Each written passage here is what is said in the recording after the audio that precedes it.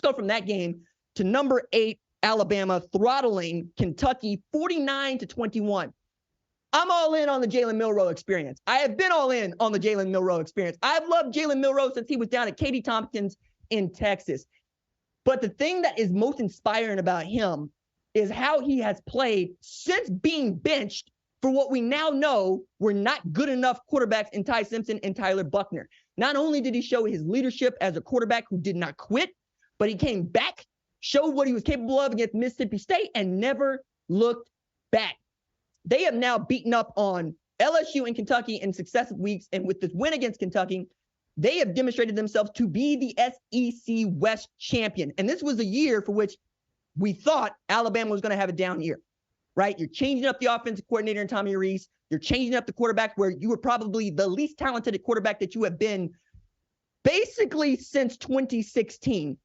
And all you have done is turn Jalen Milroe into a Heisman candidate. I got to give a lot of credit to Tommy Rees on this one because I did not expect Tommy to be able to bend the offense to one that suits Jalen's skill set.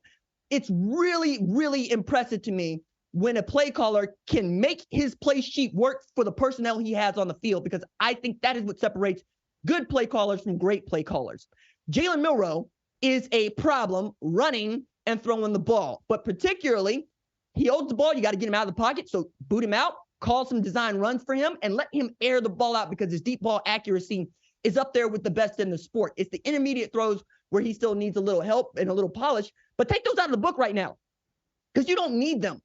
You've got Jam Miller, you've got Jace McClellan, you've got Roydell Williams, and you've got him, right? You can run 2 tight end sets because you can convince people that you're going to run the ball, and then you can have Jalen absolutely running into the end zone. Really outstanding game for him. 15-22, 234 through the air, a pick, 36 yards rushing, 6 total TDs. So he scored 10, 11 TDs in the last 2 games. I said it last week after the win against LSU. Alabama wins out, and Alabama manages to beat, say, an undefeated Georgia in the SEC championship game. How do you not give Jalen Milroe the Heisman Trophy?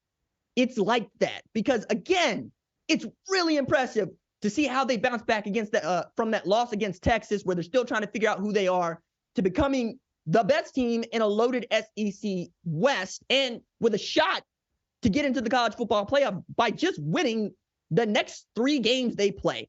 Really, really fantastic stuff for them. Nick Saban said after the game, I think there were few people after Texas game and the South Florida game in particular, there were a lot of naysayers out there that didn't believe in these guys, but I always believed in this team that they would develop into something special. Greatest football coach of all time. That man, Nick Saban. It doesn't seem to matter who the coordinators are. It doesn't seem to matter what offense or defense they're running.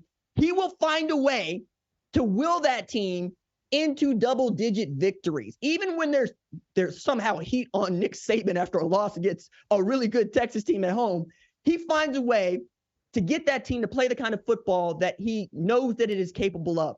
He starts a true freshman in Caleb Downs at safety, and that dude could be an All-American. He sees it, right? Kool-Aid McKinstry had a really awful muff punt. Like, it went right through the breadbasket. Turned it over to Kentucky. They still bowed up, found a way. They kept Ray Davis in check. They did not let Devin Leary get comfortable. That defense is terrifying. I'm really impressed with this Alabama football team. I dare say, yeah, that looks like a team that's capable of winning a national championship too. But again, they're going to have to prove it. Not only are they going to have to beat an Auburn team later this year that absolutely got a stomping win today, but they're going to have to do it against a team that has won 26 straight, looking to win 27 straight against Ole Miss in Athens right now. Again, we will recap that game on Sunday. But right now, it's Alabama, probably versus Georgia in the SEC title game. One of the things that you need to keep in mind here is, yeah, okay, should Ole Miss beat Georgia and should Tennessee beat Georgia, what happens? Well, seeing as Georgia beat Missouri and Missouri beat Tennessee, Georgia's probably still going to get into the SEC championship game. So once again, assume Alabama beats Georgia. Are you going to keep Georgia out of the college football playoff if you are on the selection committee?